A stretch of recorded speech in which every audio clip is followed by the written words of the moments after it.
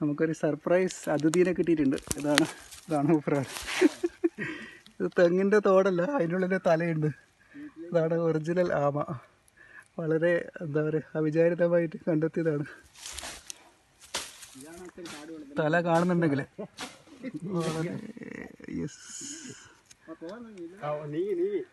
നീങ്ങുന്നുണ്ടോ?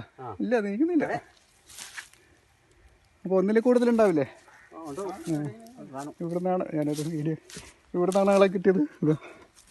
തോട് മിനുവാണ് അതിൻ്റെ ഉപജ്ഞാതാവ്.